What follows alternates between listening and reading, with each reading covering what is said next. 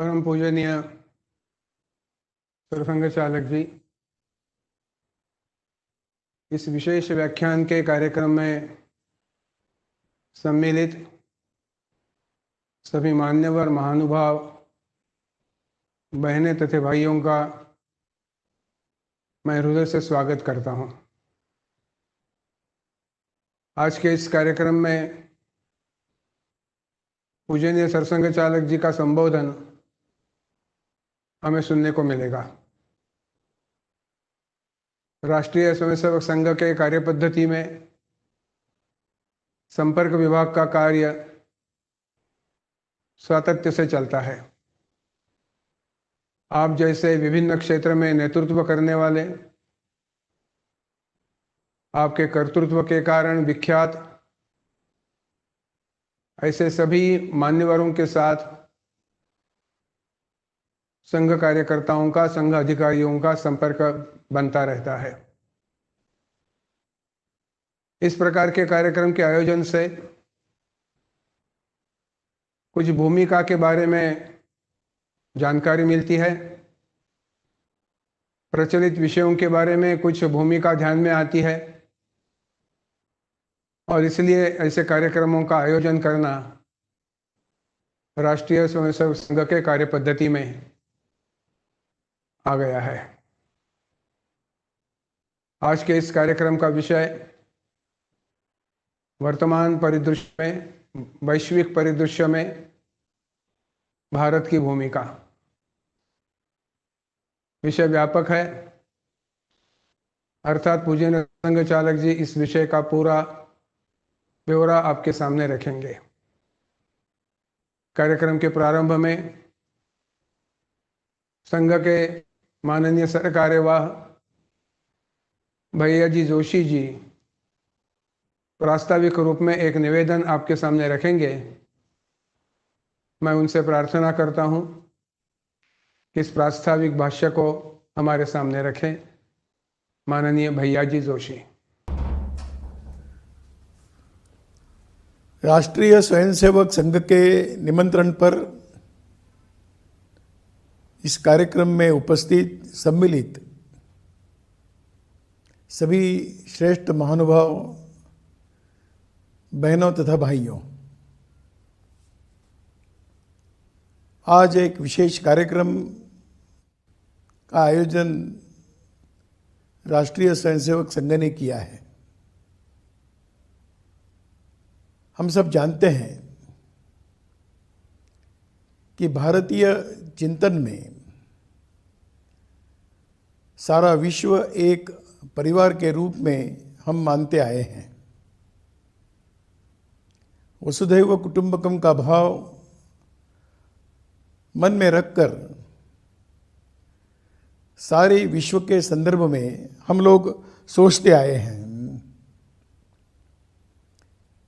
यह चिंतन समय समय पर अलग अलग महापुरुषों के द्वारा, मनीषियों के द्वारा प्रकट होता आया है। विश्व के मंच पर सभी प्रकार के मानव समूह अथवा देश अथवा समाज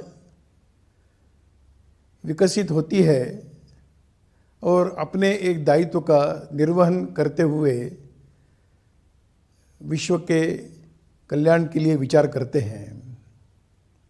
भारतीय चिंतन में तो विश्व कल्याण की ही कामना की गई है। जब हमने सारे विश्व को एक परिवार माना, तो परिवार जब होता है तो न संघर्ष होता है, न विवाद होते हैं। यही भावना लेकर और भारत हजारों वर्षों से अपना आचरण, अपना व्यवहार करता आया है। और इसलिए सब प्रकार के मानव समूहों को अपने अपने शैली से, अपने पद्धति से जीवन यापन करने का अधिकार नहीं, ऐसे सभी प्रकार के पद्धतियों का हम लोग सम्मान करते आए हैं। यह अपनी एक विशेषता है। परंतु अगर इस प्रकार का दायित्व निर्वहन करने वाला भारत अगर आवश्यक है, तो उसकी एक प्राथमिक आवश्यकता है कि यह देश उस प्रकार के निर्वहन करने की क्षमताओं का बना रहेगा, तभी यह हम दायित्व अपना निर्वहन कर सकते हैं। हम जानते हैं कि अपने समाज में कई प्रकार की आज की वर्तमान स्थिति में कुछ दुर्बलताएं अवश्य आ गई हैं। छोटी छोटी संकुचितताओं को लेकर समाज में विघटन अवश्य हुआ है। यह व्यवहारिक धरातल पर कभी कभी दिखाई भी देता है और हम सबका यह प्रयत्न आवश्यक रहता है कि हम ऐसी सब प्रकार की दुर्बलताओं को समाप्त करते हुए, संकुचितताओं को समाप्त करते हुए ऊपर उठकर समस्त केवल भारत के लिए नहीं तो विश्व के संदर्भ में और सोचने वाला यह देश या समाज और बने, यही इसकी एक आवश्यकता है। और इस आवश्यकताओं को पूर्ण करते हुए एक स्वस्थ समाज जीवन खड़ा हो। आज कई प्रकार के शब्दों का हम सुनते हैं। एक आत्मनिर्भर भारत की ओर देश अब बढ़ रहा है। एक स्वावलंबी देश बनने की दिशा में हम लोग चल रहे हैं। एक सब प्रकार की असुरी शक्तियों को दुर्बल करते हुए और इस विश्व की सज्जन शक्ति सब प्रकार से और अपने दायित्व का निर्वहन करने वाली बने। इस प्रकार की सज्जन शक्ति केवल भारत में ही नहीं तो सारे विश्व में और निर्माण होने की आवश्यकता है, खड़ी होने की आवश्यकता है। इसके परिणाम स्वरूप छोटे छोटे सामान्य देश, छोटे छोटे समूह भी स्वाभिमान और सम्मान के साथ जी सके, यही हम सबकी अपेक्षा रहती है। और इसलिए आवश्यक है कि यहाँ का सामान्य जन से लेकर भिन्न भिन्न प्रकार की क्षमताओं को रखने वाले जन सब एक होकर और अपने देश के संदर्भ में अपने चिंतन को सामने रखकर एक समर्थ शक्ति के रूप में खड़े रहे। अपने देश में अनपढ़ है, पढ़े लिखे लोग हैं, निर्धन है, धनवान है, बुद्धिमान है, सब प्रकार की क्षमताओं का परिश्रम करने वाला, जीवन जीने वाला ऐसा वर्ग है। बड़े बड़े नगरों में रहने वाले, उद्योग करने वाले हैं, तो कृषि करने वाले किसान भी इस देश के अंदर है और कृषि में श्रम करने वाले ऐसा मजदूरों का वर्ग है। दूर दराज के पहाड़ियों में रहने वाला हमारा जनजाति बंधु है। ये सब इस देश की शक्ति है और इस देश की शक्ति को जागरूक करते हुए और एक सशक्त समर्थ भारत का निर्माण होगा। इस दिशा में हम सब लोग प्रयत्नशील। भारत की परंपरा में यह पहला विषय नहीं, यह हमेशा ही इस प्रकार का प्रयत्न होता आया है। आज भिन्न प्रकार की सुविधाओं के कारण यह काम थोड़ा आसान हुआ है, परंतु सहज नहीं, परिश्रम करना पड़ेगा। सब प्रकार की अपनी छोटी छोटी दुर्बलताओं को समाप्त करना होगा, अपने मन की उदारता को प्रकट करना होगा और ऐसी सज्जनों की शक्ति संगठित होकर चलनी पड़ेगी। सामान्य अनुभव आता है कि सज्जन हमेशा असंगठित होते हैं। सज्जनों की संगठित शक्ति ही इस भारत के विश्व के संदर्भ में जो भूमिका है, उस भूमिका का निर्वहन करने का सामर्थ्य प्राप्त कर सकता है। राष्ट्रीय स्वयंसेवक संघ इसी दिशा में गत 95 वर्ष से हम सब लोग इसमें ही प्रयत्नशील है। आज अवसर है कि राष्ट्रीय स्वयंसेवक संघ के परम पूज्य सरसंघ चालक डॉक्टर मोहन राव जी भागवत आज हम सबके सामने अपने विचार प्रस्तुत करने के लिए हमारे मध्य में आए हैं। मैं उनसे निवेदन करता हूं कि एक देशभक्ति पर गीत होगा और उस गीत के पश्चात अपने विचारों को हम सबके सम्मुख प्रकट करें। धन्यवाद। देव दुर्लभ वीर व्रतले संगठित हो देश सारा। देव दुर्लभ वीर व्रतले संगठित हो देश सारा, विश्वव्यापी ध्येय पथ पर राष्ट्र विजयी हो हमारा। विश्वव्यापी ध्येय पथ पर राष्ट्र विजयी हो हमारा। सत्य पथ अपना सनातन, नित्य नूतन चिर पुरातन, व्यष्टि से परमेष्टि तक है चेतना का एक स्पंदन।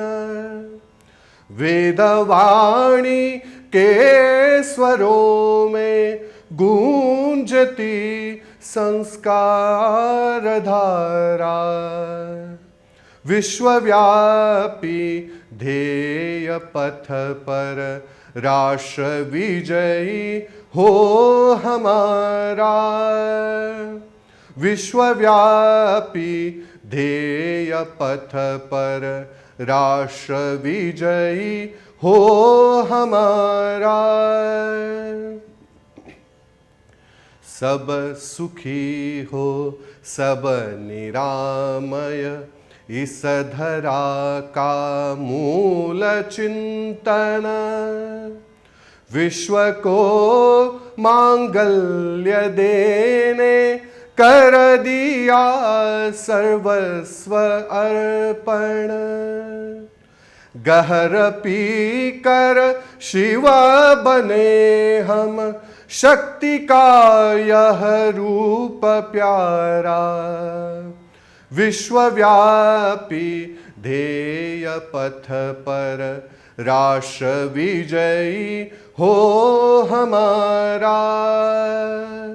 विश्वव्यापी ध्येय पथ पर राष्ट्र विजयी हो हमारा।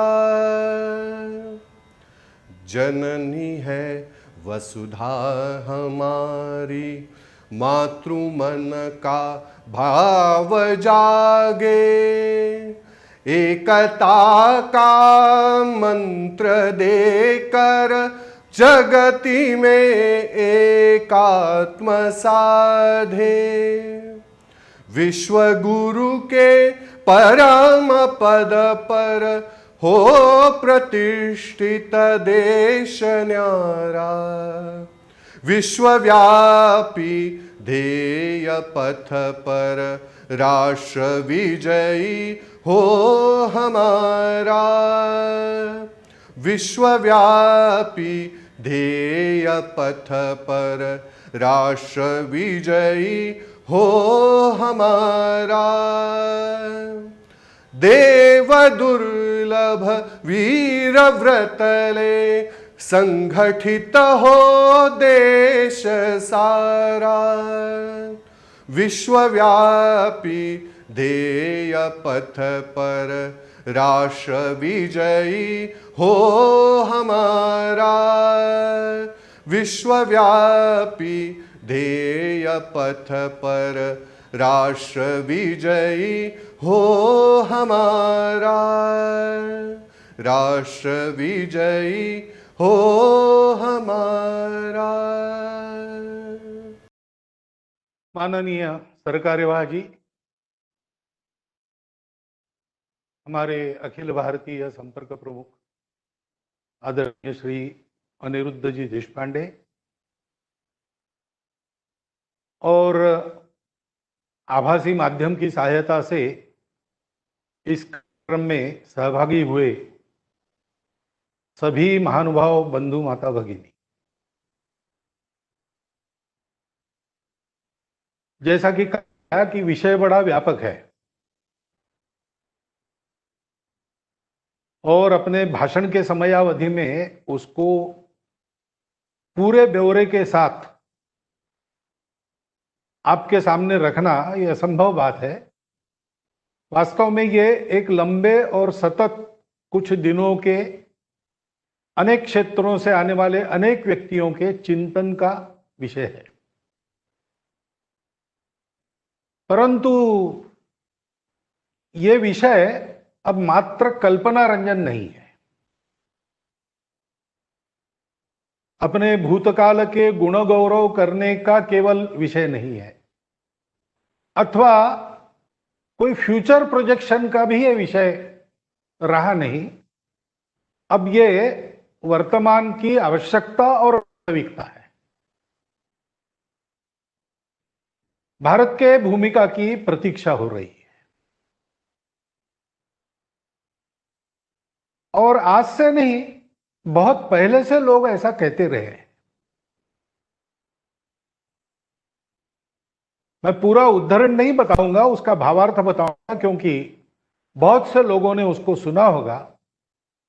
अर्नोल्ड टॉयनबी ने और ये कहा है कि यद्यपि इस सदी की प्रारंभ में उसका जो प्रारंभ हुआ है वो यूरोपियन प्रारंभ रहा है, इसकी जो समाप्ति होगी, इसकी जो सांगता होगी, वो सांगता अवश्य ही भारतीय होनी पड़ेगी, अन्यथा विनाश अटल है।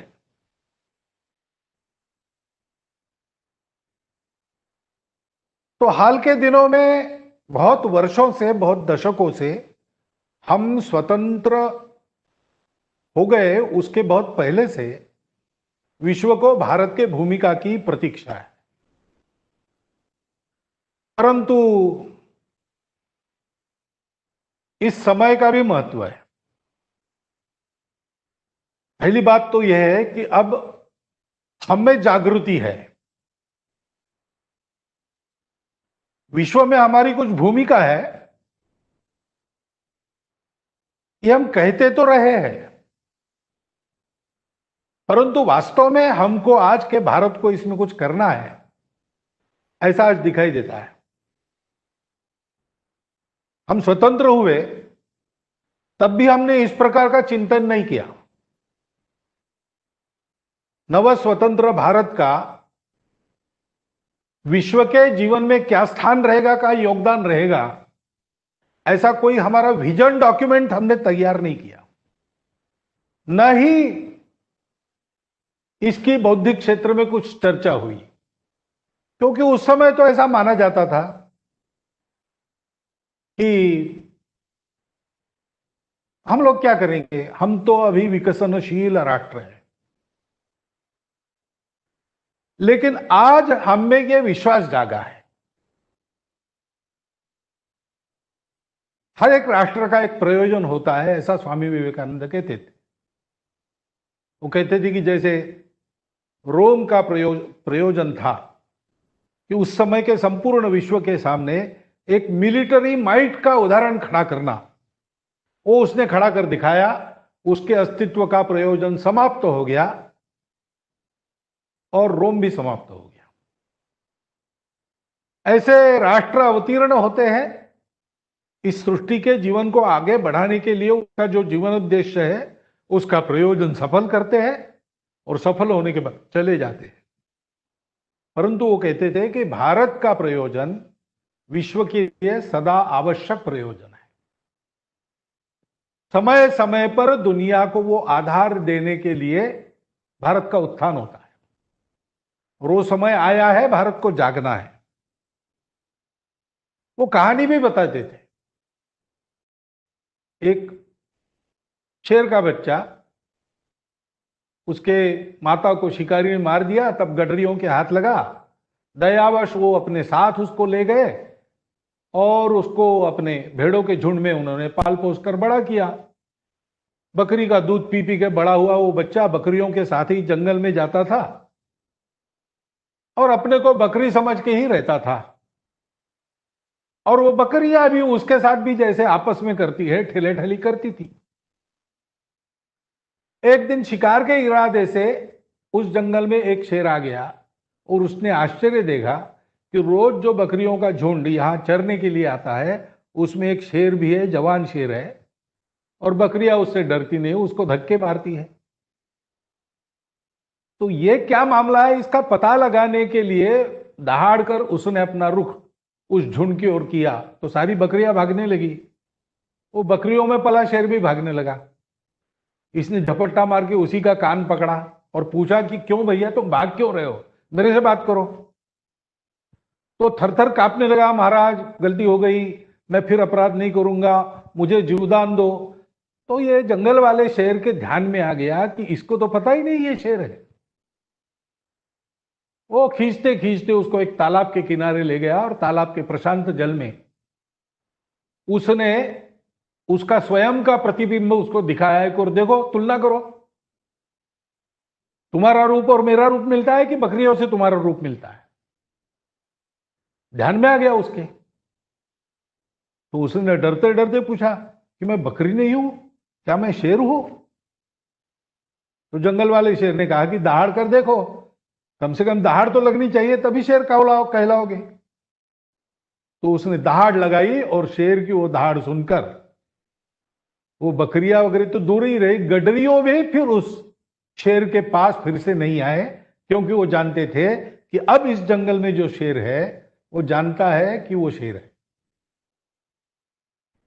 कुछ ऐसा अपने सामर्थ्य का साक्षात्कार आजकल हमको हुआ है जो पहले नहीं था। सामर्थ्य तो हमारे पास था और इसलिए दुनिया को भी उसका अनुभव हो रहा है। इसलिए पहले दुनिया हमको उस आदर से देखती नहीं थी। पुल देशपांडे नाम के महाराष्ट्र के प्रसिद्ध लेखक वो विदेश प्रवास में अमेरिका गए थे। चीन के आक्रमण के तुरंत बाद का समय था, 1962 में जो हुआ था उसके बाद। तो उन्होंने बड़ी वेदना से अपने उस प्रवास वर्णन में प्रसंग लिखा है कि वहां का एक प्रसिद्ध और मिमिक्री करने वाला कलाकार उसका कार्यक्रम देखने के लिए गए, तो उसने मिमिक्री की। उस मिमिक्री में वो भारत का पंतप्रधान बना, उस समय नेहरू जी पंतप्रधान थे, वैसा वेश करके आया और रोते रोते वो कहने लगा कि देखिए केनेडी चाचा, ये चीन ना हमको बहुत सताता है, उसका कुछ उपाय कीजिए।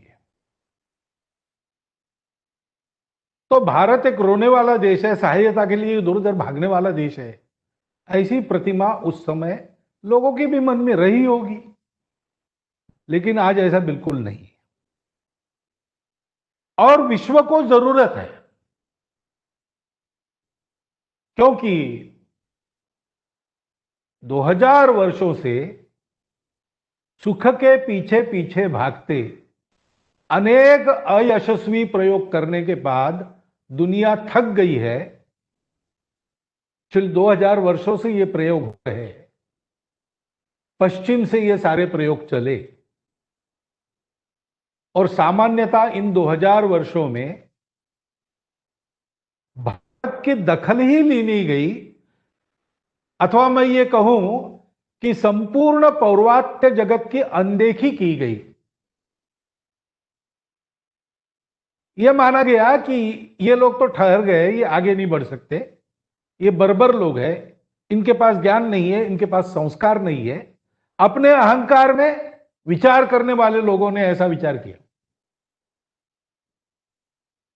लेकिन ऐसा करने के बाद भी और अपने प्रयास पूरे करने के बाद भी जिस ध्येय के लिए वो निकले थे वो तो नहीं हुआ। ध्येय सुख था, तो वैश्विक स्तर पर सुख की व्याख्या क्या करेंगे? तो भाई दुनिया में सर्वत्र शांति है, युद्ध कलह कहीं नहीं है। विश्व सुजल सुफल मलयज शीतल है, यानी पर्यावरण ठीक है और सभी लोगों को सुख नसीब हो रहा है। लेकिन ऐसा नहीं हुआ। कबीलों के रूप में मानव रहता था, ऐसा उनका इतिहास कहता है। तो कबीलों के कोई मुख्य हुआ करते थे, कबीलों में आपस में लड़ाइयां हुआ करती थी। तो फिर उन्होंने सोचा कि हम सब लोग इकट्ठा है और एक राजा चुन ले। हम एक राजा चुन लेंगे तो वो हमारा सबका नियमन करेगा। तो उन्होंने राजा को अधिकार दे दिया, अपना राजा चुन लिया, राजा राज्य करने लगा। राज्य करने का, लोगों को शासित करने का, नियमित करने का राजा का अधिकार ईश्वरीय माना गया। लेकिन वो राजा बाद में अत्याचारी हो गए और लोगों को ही खाने लगे। तो फिर उसके विरुद्ध प्रतिक्रिया हुई और कुछ साक्षात्कारी महापुरुष, उन्होंने कहा राजा का राज्य क्या है, राजा तो मनुष्य है, राजा को भी अधिकार देने वाला जो है, राजाओं का राजा, वो ईश्वर है, ईश्वरी कानून से चलता है। तो कानून क्या है? तो पुस्तक आई, तोरा आया, बाइबल आया, कुरान आया, उसमें विश्व के सत्य के बारे में जो कुछ विवरण था, उस विवरण के आधार पर समाज जीवन के कुछ नियम और उनको सर्वश्रेष्ठ मानते हुए उसके आधार पर चलेंगे। राजा से नहीं डरना है, ईश्वर से डरना है, राजा को भी ईश्वर से डर कर चलना है, उसी राजा की मान्यता होगी। ऐसा चला, कुछ दिन अच्छा चला, जब तक इसका नियमन करने वाले साक्षात्कारी महापुरुष थे तब तक ठीक चला। बाद में फिर से विकृति ने इसमें प्रवेश किया तो धर्माचार्य भी जुलूमी बन गए। इतिहास की कथाएं ऐसा कहती है कि बड़े अमीर लोगों से पैसे लेकर स्वर्ग में उनकी सीट रिजर्व करते थे और गरीबों को चूसते थे। उसी समय विज्ञान का अवतार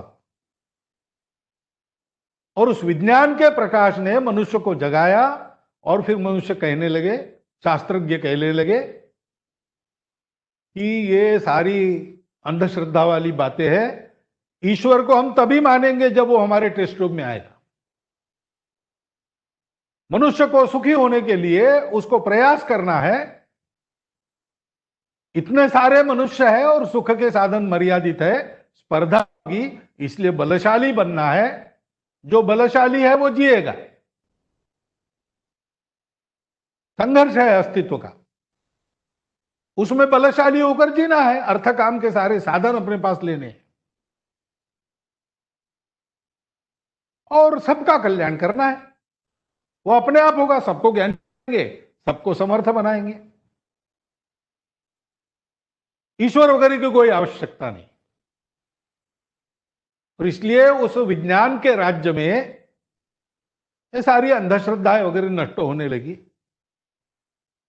जितना जिसका वजूद था, राजा भी अपने अपने स्थान पर आ गए, धर्म के अधिकारी भी अपने स्थान पर आ गए और दुनिया आगे चली। लेकिन आगे चल के ये हुआ कि सारे साधन कुछ लोगों के हाथ में केंद्रित हो गए और साधनहीन लोगों का शोषण होने लगा। तो इसकी भी प्रतिक्रिया हुई। व्यक्ति के पुरुषार्थ को कोई प्रमुखता नहीं। व्यक्ति तो समाज नामक यंत्र का मात्र एक पुर्जा है, उसका कोई अस्तित्व नहीं। उसका अस्तित्व, उसका कर्तृत्व सारा समाज के लिए है। समाज प्रमुख है और समाज में जिनके पास नहीं है उनके नियम चलेंगे, तभी उनका कल्याण होगा। क्योंकि ईश्वर वगैरह नहीं है तो भलमनसाहत का भी कोई आधार नहीं, नीति का भी कोई आधार नहीं है। ये मान के चला जाएगा कि मनुष्य भी एक पशु है। पशु है तो वो सबको दमित करेगा, सब पर अपना अधिकार स्थापित करेगा। तो अधिकार अगर जिनके पास कुछ नहीं है उनके पास है तो न्याय होगा, नहीं तो नहीं होगा। और सर्वहारा की हुकुमशाही का और समाजवाद का सिद्धांत लेके दुनिया आगे चली। कुछ अच्छी बातें उसमें भी हुई, परंतु आगे चल के ध्यान में आया कि ऐसा चल नहीं सकता। और फिर सारे विचारों को छोड़कर एक ही विचार रहा, विशेषकर दूसरे महायुद्ध के बाद। विचारधारा वगैरह को तिलांजलि देना, उसके बारे में बोलते तो रहना, कोई ना कोई विचार बोलना, विचार के आधार पर हम सब कर रहे हैं ऐसा कहना। लेकिन असली बात तो है पावर, और पावर के लिए माइट।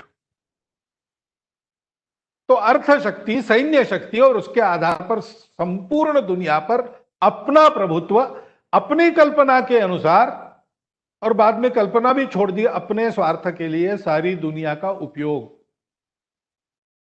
ऐसे ही अब तक चला और हमने देखा कि दो ध्रुव उत्पन्न हो गए, एक तरफ अमेरिका, एक तरफ रशिया।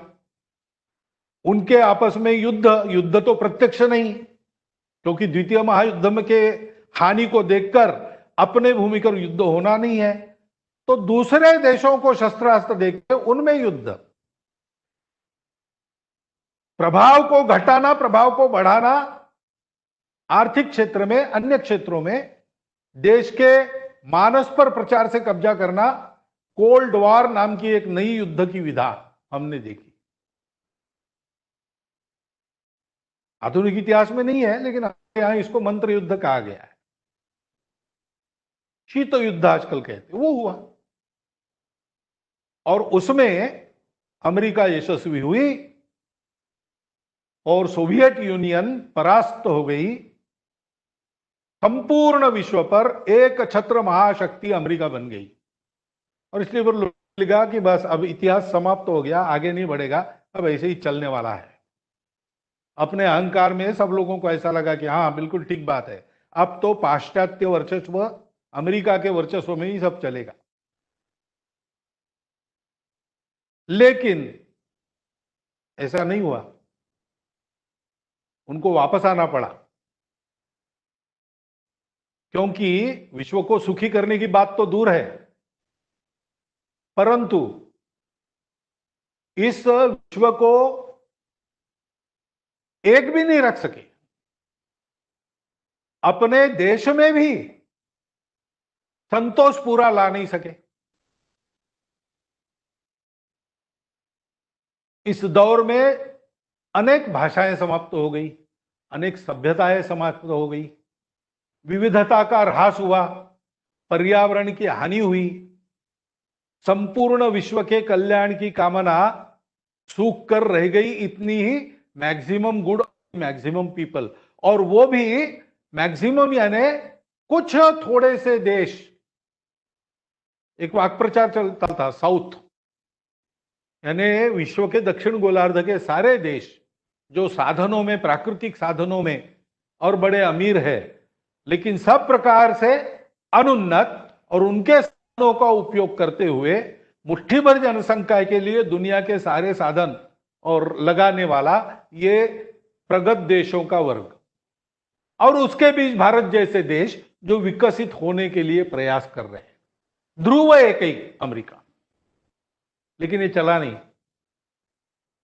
उसकी व्यवस्थाएं बनी। सारी दुनिया में इस प्रकार का कल्याणकारी एक प्रभाव ऐसा हुआ नहीं। उन्हीं को कहना पड़ा 2005 में कि सबके लिए एक ही प्रकार का मॉडल नहीं चल सकता, ये हमारी गलती हो गई। हमने ऐसा कहा कि अपनी अपनी संस्कृतियां भूल जाओ, नहीं, कल्चर मैटर्स। देखा कि ये सब करने के बाद भी, सर्वतंत्र स्वतंत्र समर्थ होने के बाद भी अन्य ध्रुव खड़े हो गए। चीन खड़ा हो गया, अब चीन यही करना चाह रहा है। कहने के लिए तो कम्युनिस्ट कहते हैं कि हम तो सोशलिस्ट है, हम कभी कैपिटलिज्म की ओर नहीं जाएंगे, हम वर्चस्ववादी नहीं है। परंतु संघ के द्वितीय सरसंघ चालक ने, पूजनीय श्री गुरु जी ने उसी समय कहा था, 60 के दशक में, कि ऐसा नहीं होगा, कुछ दिन जाने दो, चीन अपने मूल प्रकृति पर वापस आएगा। थोड़ा सा कन्फ्यूशियस और बहुत सारा उसके जो पूर्वज सम्राट थे, उन सम्राटों के साम्राज्य विस्तार की नीति, इस पर चीन उतर आएगा। और हम देख रहे हैं अमेरिका के सारे नीति को झांसा देकर वो विश्व की एक बहुत बड़ी आर्थिक शक्ति बन गया है और अपने प्रभाव को विस्तारित करना चाहता है। सारी बातों का उपयोग उसके लिए करता है। विश्व अपने बारे में क्या कहता है इसकी चिंता नहीं करता, वो अपने ध्येय पर आगे बढ़ रहा है, ये उसकी प्रकृति है। उसके चलते कई प्रश्न खड़े हो गए।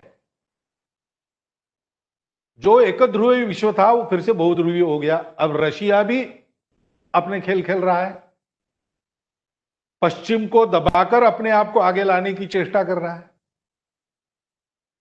इस सारे खेल में मध्य पूर्व में जो सारे देश थे उसमें कई प्रकार की खलबली चली है और उसके बहुत सारे परिणाम सारी दुनिया पर हो रहे हैं। सांप्रदायिक कट्टरता फिर एक बार उभार ले रही है। इस प्रकार की एक अस्थिर अवस्था जिसमें विविधता पर संकट, विश्व की शांति पर संकट, जनतांत्रिक व्यवस्थाओं पर संकट और विश्व की सुंदरता के समाप्ति का संकट उत्पन्न हो गए। सुख तो मिला नहीं। पर्यावरण की हानि का एक बहुत बड़ा प्रश्न दोधारी तलवार के रूप में विश्व के सिर पर फिर से लटकने लगा और उसमें ये कोविड की परिस्थिति आ गई। तो आज तक जिन सिद्धांतों पर सुख लाने का प्रयास किया उससे सुख तो मिला नहीं। उन सिद्धांतों को छोड़ छोड़ लोग जा रहे हैं। एक शब्द हम सुनते, लिबरल डेमोक्रेसी। तो लिबरल डेमोक्रेसी यानी हम डेमोक्रेसी है, हमारा एक देश है, लेकिन ये राष्ट्रवाद और राष्ट्रीयता वगैरह बातें बेकार है, सारी मानवता एक है, हमारे यहां तो सब चलता है। अच्छी बात है, कल्पना सुंदर है, परंतु ऐसा हुआ नहीं। जो जो अपने आप को लिबरल डेमोक्रेसी कहने वाले देश है वो आज सबके सब राष्ट्रवाद पर उतर आ रहे हैं। क्या फ्रांस, क्या अमेरिका, क्या इंग्लैंड, क्या हॉलैंड। तो वो जो कल्पना थी कि संपूर्ण विश्व एक और market force will be driving the people, इन दोनों को छोड़ दिया। जो प्रयोग किए उनके गृही तक ही छोड़ दिए और परिणाम मिले नहीं, रास्ता दिख नहीं रहा है। जिस विज्ञान के आधार पर ये सारी बातें करने का पुरुषार्थ मानव ने दिखाया, उस विज्ञान की भी सीमा हो गई। एक स्टारी यूनिवर्स नाम का लेख 1974 में मैंने पढ़ा था। उसने कहा कि बड़ा कठिन है अब, क्योंकि बड़ी सी बड़ी वस्तुएं जो है अवकाश में, ये जो सारे ग्रह गोल है उनको हमने देख लिया, आकाश गंगाओं को देख लिया, प्रकाश वर्षों के अंतर को पाटने लगे। अब हमारे ध्यान में आता है कि इसके आगे हमारे साधनों से जाना संभव नहीं है, क्योंकि प्रकाश वर्ष दूर सबसे नजदीक तारा है अल्फा सेंटोरी, वो 30 साल दूर है, 30 प्रकाश वर्ष दूर है। इसका मतलब वहां से निकला हुआ प्रकाश पृथ्वी पर आने के लिए 30 वर्ष लगते हैं। तो आज अगर हम उसका चित्र लेंगे तो हमको ये समझना पड़ेगा कि आज लिया हुआ वो चित्र 30 साल पुराना है। आज की अभी वस्तु स्थिति क्या है हमको पता नहीं लगेगी। पृथ्वी के वातावरण में प्रकाश सरलता में जाता है, लेकिन अवकाश में वो कर्वेचर भी आती है। उसमें हो सकता है कि बहुत ज्यादा दूर जाए तो प्रकाश घूमकर हमारे पास आए और हमारी पीछे की वस्तु हमको हमारे आगे दिखे। तो सत्य का पता लगाने के लिए जो विश्व की भव्यता है उसको पाटने का कोई साधन आधुनिक विज्ञान के पास नहीं। वो लिखता है, अमेरिका का एक अच्छा फिजिसिस्ट था, उसका लेख था, भूल गया, एक रीडर्स डाइजेस्ट का कॉमेमोरेटिव वॉल्यूम, उसके 75 वर्ष पूरे हुए इसलिए उसमें यह था। और उसने कहा सूक्ष्माति सूक्ष्म हमने इतना कर लिया कि अब हम एटम के अंदर के कणों तक गए। अब यह स्थिति है कि उपकरणों से उसको देखने या कुछ करने जाते हैं तो बिगड़ता है। तो वो मूल में कैसा था दिख नहीं पाते हम, क्योंकि देखने की क्रिया में ही वो अपना रूप बदल देता है। वो कण है कि वो तरंग है, ये हमको पता नहीं चलता। फिर वो कहता है कि अब एक ही साधन है जो प्रकाश से ज्यादा गति से जाने के बाद भी टूटता नहीं है। बाकी सारी अपनी वस्तुएं हमारे देह सहित प्रकाश से अगर ज्यादा गति में जाने लगी तो एकदम बिखर जाएगी। लेकिन एक ही साधन है मनुष्य का मन। मन का उपयोग करके हमको जाना पड़ेगा, और अगर मन का साधन के रूप में उपयोग करना है, हमको उस लेख में उन्होंने नाम दिए थे, हमको योग वासिष्ठ और पतंजल योग सूत्र का अध्ययन करना पड़ेगा, यानी भारत की तरफ आना पड़ेगा। आजकल लोग कहते हैं कि इतने विविध प्रकार की डाइवर्सिटी भारत लेके चल रहा है, लेकिन विश्व में ही जो सारे कट्टरपन के परिणाम दिख रहे वगैरह वगैरह, तुलनात्मक दृष्टि से भारत इससे बहुत सुरक्षित है। कारण क्या है? भारतवर्ष में भी एक समय की वैज्ञानिक प्रगति थी, बहुत पीछे नहीं जाना। वैसे धर्मपाल जी का साहित्य आप पढ़ेंगे तो कितनी प्रगति हमारी थी में आएगा। शिक्षा व्यवस्था हमारी आदर्श शिक्षा व्यवस्था थी, जिसको यूरोपीय देश अपने में ले गए। भारत की कृषि सर्वोत्तम कृषि, उन्नत कृषि थी। लेकिन ऐसी कई बातें हमने अपने देश में मानक के रूप में प्रस्थापित करके दिखाई। एक तरह से दुनिया के केंद्र में भारत रहा, लेकिन पर्यावरण की कोई समस्या हमको नहीं आई। ऐसी कई बातें अब लोगों को दिखने लगी है, और इसलिए वो विचार करते हैं कि हमारी गलती कहां हो गई। ये जो सारा उत्पात चल रहा है उसमें दुनिया भर के चिंतक सोच रहे हैं। अब ये जो वर्णन मैंने किया तो सब कुछ मटिया मेट हो गया, ऐसा अर्थ नहीं उसका। इन सारे पुरुषार्थों में से मनुष्य कुछ कदम आगे बढ़ा है, लेकिन जहां जाना है वहां जाने के लिए कुछ न कुछ कमी अपने पास है, इसका भान भी सबको हुआ है। और उस अधूरेपन को पूरा करने की बात अपने को करनी पड़ेगी, क्योंकि सारा जिस कारण से हुआ, पंथ संप्रदाय मनुष्य को शांत बनाने वाले, प्रेममय बनाने वाले होने चाहिए। कट्टर बनाने वाले कैसे हो जाते हैं? क्योंकि पंथ संप्रदाय ये स्पिरिचुअलिटी का डोमेन है। स्पिरिचुअलिटी पश्चिम में मटेरियलिज्म के पूर्ण विरुद्ध। उसको साथ में चलाने के लिए उस आत्मभान के हित को शरीर मन बुद्धि के सुख के हित के साथ भी जोड़कर चलाने वाला तत्व उनके पास नहीं है।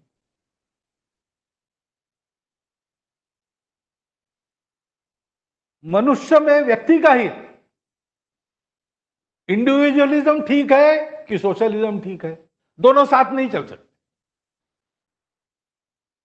मैनेजिंग द ड्युअलिटीज के लिए कोई सेतु विश्व के पास नहीं है। हमारे पास वह सेतु है, परंपरा से है, और उसी के आधार पर दुनिया के सारे प्रश्नों का उत्तर हमको निकालना पड़ेगा। उसको समय समय पर विश्व को देते रहना, यह भारत का प्रयोजन है। भारत की भूमिका क्या है आज के वैश्विक परिदृश्य में? भारत को कंट्रीब्यूट करना है, लेकिन क्या कंट्रीब्यूट करना है भारत को? भारत को कंट्रीब्यूट करना है ये जोड़ने वाला तत्व। जो सारी विविधता इतनी एक दूसरे से दूर क्यों परस्पर विरोधी लगे, उनको भी जोड़ने वाला तत्व देता है। उसको हमारे यहां कहते धर्म। मैं धर्म कह रहा हूं, आप उसको रिलीजन, पूजा, वर्शिप इस अर्थ में, पंथ संप्रदाय के अर्थ में बिल्कुल मत लीजिए, क्योंकि धर्म वो नहीं है। धर्म के अनेक पहलुओं में एक छोटा सा पहलू वो हो सकता है, परंतु ये धर्म क्या है हमारे यहां बताया है, ये सबको जोड़ता है। यानी मनुष्यों को आपस में जोड़ता है, संपूर्ण मानवता को सृष्टि के साथ एक कुटुंब बनाता है।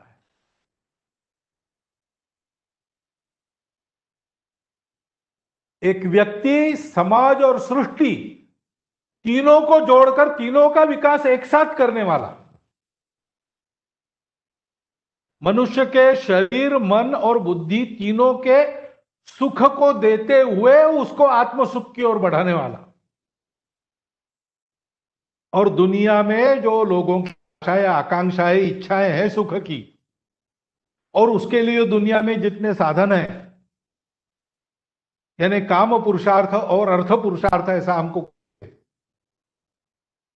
उसको अनुशासित करके संपूर्ण विश्व का एक एक घटक, एक एक व्यक्ति सही अर्थ में स्वतंत्र बने, ऐसी मुक्ति उसको देने वाला। स्वतंत्र बने लेकिन आत्मीय रहे, एक दूसरे का अलग न हो जाए, ऐसा उसको जोड़ने वाला वो तत्व धर्म है। उससे इहलोक के और परलोक के सुख सबको मिलते हैं। भारत को यह देना है, maximum good of the maximum people का उत्तम उदाहरण क्या हो सकता है? 2000 वर्षों में इन सारे प्रयासों के कारण अपने सामने खड़ा हो गया, लेकिन आज वो अधूरा लगता है। सर्वे भी सुखिनः सन्तु, सबको सुख मिले, ऐसी व्यवस्था देनी, उसमें किसी को गौण नहीं माना जाएगा,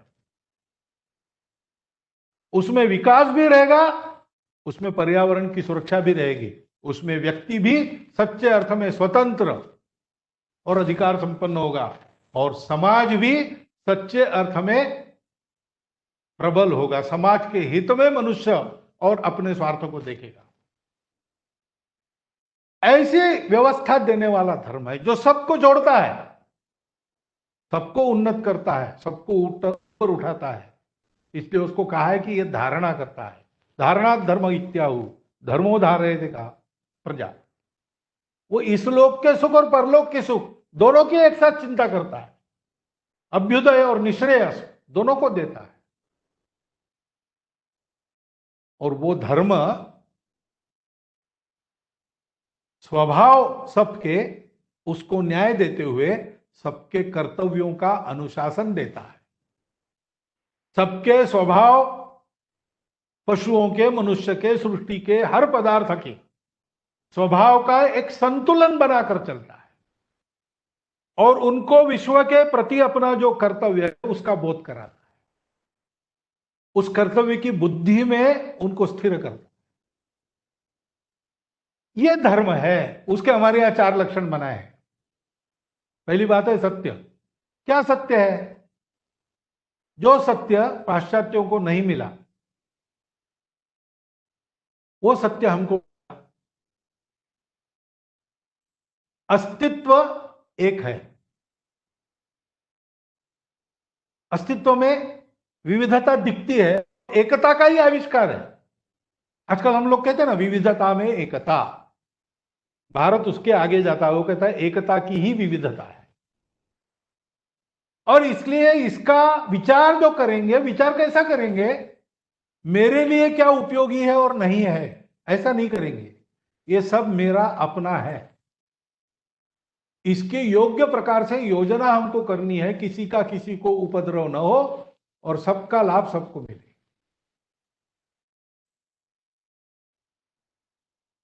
ऐसा सिखाने वाला वो सत्य है। विश्व में सर्वत्र सब एक है। वो एक क्या है? आत्मा है क्या? ईश्वर है क्या? चेतन है कि जड़ है? विद्वानों के देखने का विषय है। देखने वाले की दृष्टि जैसे वैसे दिखता है। इसलिए एक विप्राह बहुधा वदंती, उस वर्णन को लेकर झगड़ा मत करो, मान्यता को लेकर झगड़ा मत करो, पूजा को लेकर झगड़ा मत करो। ये सारा ये जो मार्ग है, पंथ है, संप्रदाय है, पूजा है हमारी, हमको उस एकता का भान करा के हम में प्रेम आत्मीयता उत्पन्न करने के लिए है। वो देखो, एकांत में जरूर साधना करो जिससे उस एकता का साक्षात्कार हो, और लोकांत में लौकिक जीवन में ऐसा जियो कि सबके लिए तुम्हारा जीवन काम आए, तुम्हारे विकास से पूरी दुनिया का विकास हो। जो जितना अधिक उपयोगी वो उतना महान। केवल स्वयं के लिए जिया तो क्या जिया? अपने परिवार को सुख में रखा तो हम कहते हैं अच्छा कर्तव्य दक्ष आदमी, अपने सारे कर्तव्य पूरे किए। गांव के लिए वो उपयोगी है, गांव कहता है कि हमारे गांव का आधार है। देश के लिए तो देशभक्त इस नाते उनका गौरव होता है। हम उनके नाम सुनते हैं, हम उनकी मूर्तियां बनाते, राष्ट्रों को नाम देते हैं। संपूर्ण विश्व अपना मानकर जीने वाले, मराठी में वो कहा है ना, हे विश्वची माझे घर, ऐसी जयाची मती स्थिर, किंबहुना चराचर आपणची धार। ये विश्व ही मेरा घर है, सारा चराचर मैं ही हूं, ऐसी भावना से जो जीता है उसको हम साष्टांग प्रणिपात करते, उसको ईश्वर का रूप मानते। ऐसा जीवन देना है उस धर्म का आधार, जिसमें सबका सुख आएगा, सब में परस्पर प्रेम रहेगा, सब शक्ति संपन्न रहेंगे, सब साधन संपन्न रहेंगे, सब अपने मन की करने को स्वतंत्र रहेंगे, लेकिन करेंगे नहीं क्योंकि सब अपने हैं, इसलिए कोई संघर्ष नहीं रहेगा। और आपस में संघर्ष नहीं रहेगा, सृष्टि से संघर्ष नहीं रहेगा, तो प्रदूषण से भी मुक्ति मिल जाएगी। सारी दुनिया चलेगी बाजार के आधार पर नहीं, सौदे के आधार पर नहीं, स्वार्थ के आधार पर नहीं। तुम्हारा मुझे, मेरा तुमको क्या उपयोग है, ये हम नहीं सोचेंगे। हम सोचेंगे वसुधैव कुटुंबकम, ये सारा मेरा परिवार है। मेरी क्षमताओं का पूर्ण विकास करके मैं इस सृष्टि को पूर्ण बनाऊंगा। ऐसा हमको चलना पड़ेगा। और इसलिए उस मूल्य का व्यवहार को सारे विश्व में लाना, आज हम जो सोच रहे हैं, यानी जिस प्रचलन में चल रहे हैं, उसमें बदल आएगा। सबको हम एक मानेंगे, अपना मानेंगे। हम मानेंगे ऐसा है इसलिए कि सारी दुनिया का जो है वो केवल मेरे लिए नहीं है, वो सबके लिए है। और ये सारे मेरे अगर परिवार के लोग हैं तो इन सबको मिले, उसके बाद मैं खाऊं। जैसे माता विचार करती है घर में, ईशावास्यमिदं सर्वम यत्किंचम जगत्याम जगत न त्यक्ते न भुंजी था मां घृदक कसे सिद्धन। अपने आप मेरा जो काम है, मेरी कामनाएं हैं, उस पर मैं संयम से बरतूंगा। स्टार्क मटेरियलिज्म के कारण ये जो कंज्यूमरिज्म आया है, उसके चलते दो दोष आए, उस दोषों से हम बचेंगे। राष्ट्र के स्तर पर भी विचार करेंगे, तब भी हमारी नीति ऐसी होगी। और इसलिए अधिक से अधिक प्राप्त करना एक व्यक्ति के नाते पूर्ण उन्नति, और उसका उपयोग जनहित के लिए करना। 2 हाथों से कमाओ और 1000 हाथों से बांटो, ये अपने परंपरा की आज्ञा है, जो भारत के पास है पहले से। ऐसे अनेक लोग हैं जिन्होंने कितनी संपत्ति कमाई, लेकिन वो विश्व के कल्याण के लिए की, नाम नहीं किया अपना, स्वयं सादगी से रहे। भारत के लखपति उनके बड़े बड़े विशाल भवनों के लिए परिचित नहीं थे, उन्होंने किए हुए दान के लिए परिचित। हमारे यहां कमाने वाला बड़ा नहीं था, हमारे यहां बांटने वाला बड़ा था। उस विचार को लेकर हमको, और सारे हमारे अर्थ कामनाओं की जो नीति है, सारा जो तंत्र है, उसकी पुनर्रचना करनी पड़ेगी। वो पुनर्रचना होगी तो देंगे, जो होगा उसका उपयोग सबके लिए। विद्या का उपयोग विवाद के लिए नहीं, ज्ञान बढ़ाने के लिए। बल का उपयोग गुंडागर्दी करने के लिए नहीं, हम ताकतवर होंगे, दुर्बलों की रक्षा करेंगे। धन प्राप्त करेंगे तो दान करें। इस प्रकार के एक विचार के आधार पर इस संपूर्ण विश्व के कमियों को दूर करते हुए बहुत कुछ अच्छा हुआ है, उसको बरकरार रखते हुए नूतन रूप उसको थोड़ा सा देना पड़ेगा, उसको जोड़ना पड़ेगा और आगे बढ़ाना पड़ेगा। ये जिनके पास धर्म है वो कर सकते। भारत के पास धर्म है, भारत धर्म देगा, लेकिन केवल विचार नहीं होगा, ये प्रत्यक्ष करके दिखाना पड़ेगा। तो उसका तफसील निश्चित करना पड़ेगा हर क्षेत्र में। और यहां इस बौद्धिक वर्ग का प्रयोजन ध्यान में आता है। ये विचार मैं जो आपको बता रहा हूं, संघ की दृष्टि है, लेकिन इस पर चर्चा है और कोई फाइनल डिक्टेट नहीं। संघ में भी हम ऐसा कहते हैं, तो इस पर चर्चा होकर क्या करना है, क्योंकि कई बार ऐसा कहते हैं, we will cross the bridge when we will come to it. Now we have come to the bridge. अभी तक ये केवल दिग्दर्शक बातें थी, कभी होगा नहीं होगा पता नहीं था, बोलने में कोई दिक्कत नहीं थी। लेकिन अब इसके आधार पर हर एक क्षेत्र में अनुभव लेने पड़ेंगे, प्रयोग करने पड़ेंगे, उसका विश्लेषण करके, चर्चा करके पहले अपने देश को हम इस प्रकार खड़ा करके दिखाएं। क्योंकि हमको दिखाना कैसे है, हमको लादना नहीं है, हमको अपने पंथ संप्रदाय को सर्वत्र प्रचलित करने के लिए विश्व दिग्विजय लड़के नहीं करना है, खून की नदियां नहीं बहानी है। जोर जबरदस्ती लालच से लोगों को जबरदस्ती उनके मूल से काटकर परिवर्तित नहीं करना है। हमको आदेश है कि ये सब आपको जो करना है दुनिया को देना है। कैसे देना है? स्वम स्वम चरित्रं शिक्षेरम।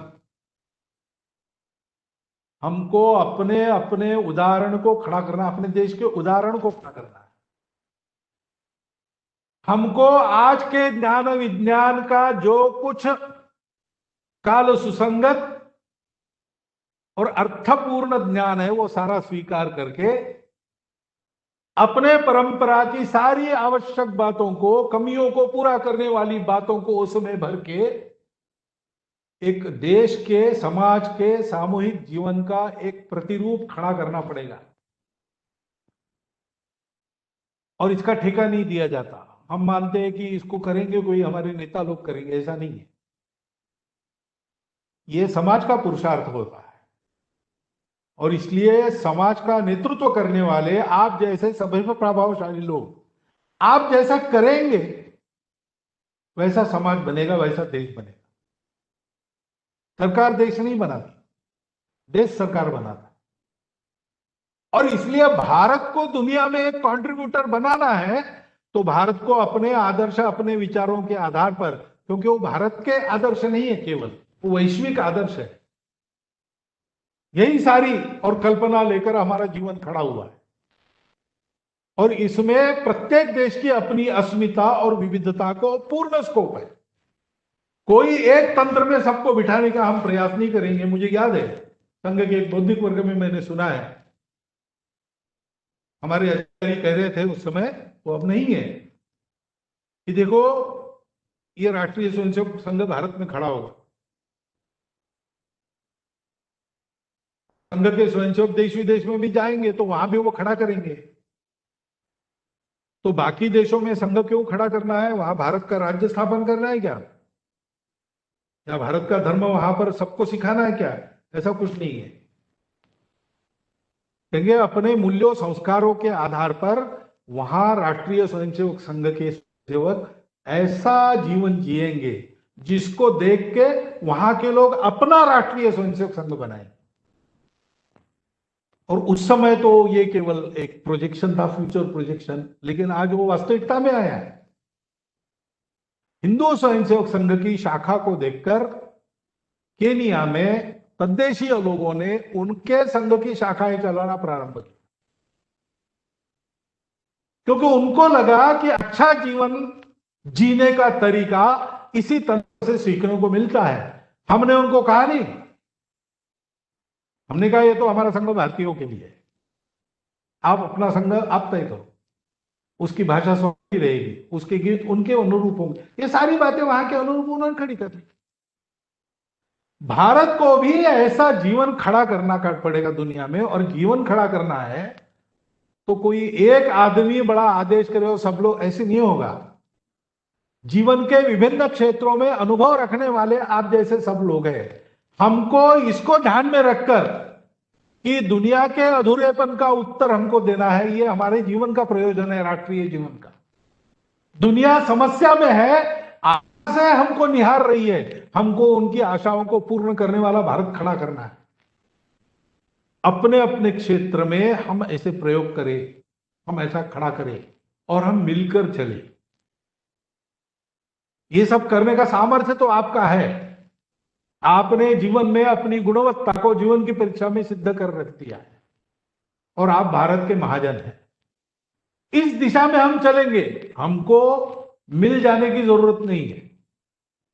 ये जो वेंचर होगा नए भारत खड़ा करना, दुनिया को दिशा देने वाला भारत, दुनिया को धर्म देने वाला भारत, दुनिया में एक अत्यंत क्रूशियल कंट्रीब्यूशन देने वाला भारत, ये खड़ा करने वाले हम लोग एक वाहिनी में चले, इसकी आवश्यकता नहीं। This venture need not be a joint venture, but all ventures must be coordinated in one direction. हमारे यहां संगठन सूक्त हम कहते हैं, संगच्छध्वम संवदध्वम संवो मनावसी जानता। एक दूसरे को मन कर समझकर, एक दूसरे का मन रखते हुए हम सब लोग एक दिशा में चले, एक दिशा में बोले। भारत को खड़ा करना है, देश के लिए जीना है। और उसके कारण हमारा मंत्र समान रहेगा। संपूर्ण समाज का एक पुरुषार्थ है कि हमारी समिति बन जाएंगी और हम लोग सहचित्त होंगे। विनोबा जी भावे कहते हैं कि सहचित्तता यानी समचित्तता नहीं है, यानी आपके हमारे मत भी मिलने की आवश्यकता नहीं, लेकिन उद्देश्य, दिशा एक होनी चाहिए। दिशा स्वार्थ की नहीं होनी चाहिए। भारत को दुनिया में योगदान देने वाला देश बनाना है तो जो भारत के पास है वो भारत, उसके आधार पर भारत को खड़ा करना पड़ेगा, काल सुसंगत रूप उसका।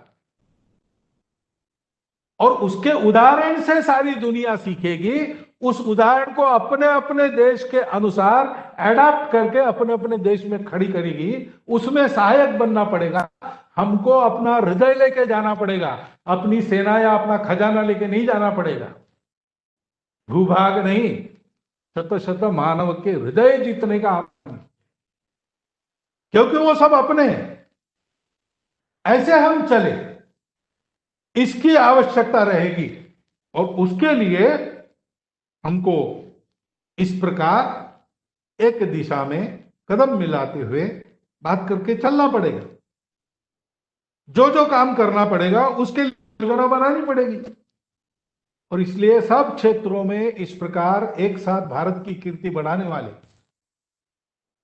और संपूर्ण दुनिया को समस्याओं से छुटकारा देने वाले उदाहरण करेगा।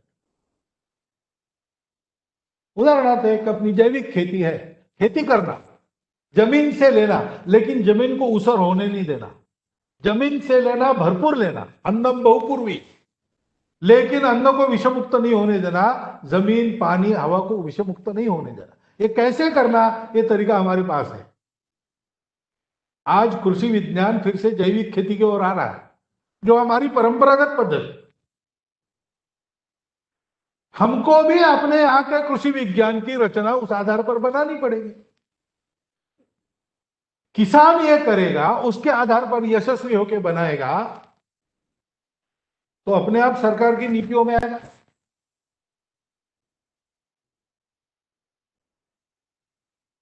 कृषि विद्यापीठों में जो ज्ञानी लोग बैठे हैं, जो कृषि का चिंतन करने वाले लोग हैं, वो अगर अपने इस पद्धति को पहले जान लेंगे, उनको पता नहीं है, सारी टेक्स्ट बुक्स इस ज्ञान को नहीं देती, उनको नई टेक्स्ट बुक्स लिखनी पड़ेगी। ऐसा हमारे पास बहुत कुछ है, उसको लाना पड़ेगा। आज की दुनिया में भी बहुत कुछ है, उसको लेना पड़ेगा और इसका एक कल्याणकारी रूप खड़ा करना पड़ेगा। ये उद्यम अपने अपने क्षेत्र में हम सबको खड़ा करना पड़ेगा। उसके लिए सारा जो तंत्र है शासन का, प्रशासन का, उसको सेंसिटिव करने का काम भी हमको करना पड़ेगा। लंबा रास्ता है, लेकिन एक एक कदम आगे बढ़ाने से पहुंच जाएंगे, क्योंकि दुनिया को दूसरा पर्याय नहीं और हमारी शक्ति है। हमको उसका थोड़ा थोड़ा अनुभव हो रहा है, तो हम आज दुनिया में एक मान्य देश बन गए। हम उस पूरी शक्ति का विनियोग करते अपने देश को इस प्रकार आगे बढ़ाएंगे तो संपूर्ण दुनिया के लिए तारणहार बनने वाला एक नया विचार, उस विचार के आधार पर आचरण का एक नया तंत्र, हर क्षेत्र में उस विचार के आधार पर एक नया मानक हम लोग दे सकते हैं। हमको देना चाहिए, इसका संकल्प हम सबको करना चाहिए। मुझे लगता है कि इस दृष्टि से, विचार से लेकर सारी बातें हमको भी पढ़ना पड़ेगा, हमको भी अवगाहन करना पड़ेगा। हमारे पास क्या क्या है, दुनिया से लेने लायक क्या क्या है, उसके दुनिया में परिणाम क्या हुए, हमारे यहां क्या हुए, कौन से परिणाम विहित है ताकि हम उनको स्वीकार करें, कौन से नहीं चाहिए ताकि वो परिणाम लाने वाले बातों को हम छोड़ दें। ऐसा स्वाध्याय करना पड़ेगा। हमको उसके आधार पर अपना जीवन खड़ा करना पड़ेगा। मेरा अपना जीवन खड़ा करना पड़ेगा, मेरे अड़ोस पड़ोस में और जो कुछ है उसका जीवन खड़ा करना पड़ेगा, मेरे देश का जीवन खड़ा करना पड़ेगा और हम सबको कोऑर्डिनेटेड वे में चलना। उसके लिए संपर्क संवाद हमारा बना रहे, कल्पनाओं का आदान प्रदान होता रहे, एक दूसरे के प्रयोगों में सहायता हो, एक दूसरे के प्रयोगों का संज्ञान हम ले, जो जो ठीक है, अच्छा है, यशस्वी है, उसका प्रचार हम करें, श्रेय के झंझट में हम न पड़े। ये संपूर्ण मानवता के त्राण के लिए भारत का श्रेय होगा। भारत को भी उस श्रेय की परवाह नहीं, होगा तो होगा, नहीं तो नहीं होगा। कि वसुधैव कुटुंबकम की वृत्ति है, वसुधा मेरा कुटुंब है, उसको बचना है, उसको बचाना है। ऐसा हम चले, ऐसे चलना, यही हमको करना पड़ेगा। और इसलिए आज बड़ा संयोग है, पिछले बार मैंने एक बात की थी, वो अक्षय तृतीया पर की। आज मैं बात कर रहा हूं, आज त्रिपुरी पूर्णिमा है। ऐसा कहते हैं कि तारकासुर नाम का राक्षस था, उसके 3 पुर बने थे। शिव जी ने उस पुर को, तीनों पुरों को आज के दिन नष्ट किया और उस राक्षस से विष्णु को बचाया। त्रिपुर जलाते हैं। अब तारकासुर का नाश करने वाले शिव जी थे, यानी पवित्र थे, निस्वार्थ बुद्धि के थे। विश्व को बचाने के लिए हलाहल को भी अपने कंठ में धारण करने की उनकी मानसिकता और उनकी शक्ति थी, और उन्होंने वो 3 पुर जलाए। हम भी ऐसे शिव बने, संपूर्ण विश्व के कल्याण की भावना और भारत के परम वैभव की कामना मन में लेकर हम निस्वार्थ बुद्धि से अपने अपने क्षेत्र में ऐसे प्रयास खड़े करने में जुट जाए। हम अपने आत्महीनता का, आत्मगौरवहीनता का पहला पुर उसको जला दें। हम अपने आत्मगौरव को प्राप्त करें, आत्मविश्वास को प्राप्त करें। हम अपनी अकर्मण्यता, आलस, नकारात्मकता, इसका बना हुआ दूसरा पुर भी जलाए और सकारात्मक होकर हम करते हैं, इस आत्मविश्वास से करने लगे। वो ये नहीं करता, वो नहीं करता, सबब बनाना छोड़ दे, जो है वो करना है, और करने के लिए रास्ता भी मुझे बनाना है। पायोनियर स्पिरिट, उस स्पिरिट से हम काम में लगे। और आपस के संघर्ष, मतभेद, उसमें से उपजे मनभेद, एक दूसरे के विविधताओं के अनादर में से निकली हुई कट्टरता, उसमें से एक दूसरे के प्रति उपजा हुआ भय, इन सारी विघटितताओं के लक्षणों को हम छोड़ दें। इन 3 पुर वाले तारकासुर को हम जलाने का संकल्प, उसके लिए शिव बनने का संकल्प आज ले और अपना उद्यम प्रारंभ करें, तो भारत को हम दुनिया का कंट्रीब्यूटर बना सकते हैं। क्योंकि भारत कंट्रीब्यूटर रहा है, उसके फिर से एक बार कंट्रीब्यूटर होने की आवश्यकता है। भारत की भूमिका आने वाली दुनिया में बहुत महत्वपूर्ण है, क्योंकि जो नए नए और शक्तियां नई नई उभर कर विश्व में आ रही, उसमें सबको विश्वास देने वाली, अभय देने वाली, आश्वस्त करने वाली शक्ति केवल भारत की शक्ति है। अन्य शक्तियों से लोग भय खाते हैं, उनके बारे में आश्वस्त नहीं है। उन शक्तियों सहित सबके मन में विश्वास है कि भारत अगर आगे आता है और नेतृत्व करता है तो हमारा कल्याण होगा।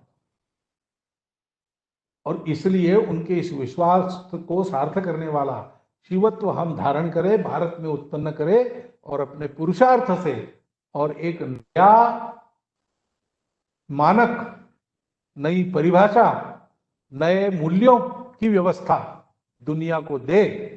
आने वाले समय में विश्व में भारत की यही महत्वपूर्ण भूमिका रहेगी। जैसा मैंने कहा कि इसका तांत्रिक तफसील एक भाषण में हो नहीं सकता, एक पहलू पर भी बोलना है तो भी 7 दिन की व्याख्यान माला चाहिए, तज्ञ लोगों की गोष्ठी चाहिए, तब इसका पूरा चित्र आता है। लेकिन एक दिशा तो हम विचार कर ही सकते हैं, उसका चिंतन हम करें, कृति प्रारंभ करें। इसलिए और आपके सामने एक विषय वस्तु का मोटा मोटा ब्यौरा केवल मैंने आज रख दिया है, उसके आधार पर आप सभी विचार करें, ये मेरी प्रार्थना है। इस प्रार्थना के साथ ही आपका धन्यवाद देता हुआ मैं अपनी 4 शब्द समाप्त करूं। परम पूजनीय सरसंघ चालक जी के उद्बोधन के माध्यम से एक अत्यंत विशाल पट हमारे सामने खुला कर दिया। एक अत्यंत अर्थगर्भ पाधेय यहाँ से जाते समय हम सबको प्राप्त हुआ। औपचारिकता की मर्यादाएं छोड़कर प्रेम के साथ मैं कहूँगा कि सब आपके बहुत कृतज्ञ हैं, बहुत आभारी है। भारत के चिंतन की मूल दिशा एक बार फिर से सबके सामने आने का प्रयास इस व्याख्यान से सफल होगा, ऐसी मैं अपेक्षा रखता हूं। आज के इस कार्यक्रम में मैं आता हूं क्योंकि हमने निमंत्रणों की व्यवस्था की थी। समाज के भिन्न भिन्न क्षेत्र के मान्यवर यहां आए हैं। कोविड के संकट के कारण ये आभासी पद्धति से करना पड़ रहा है,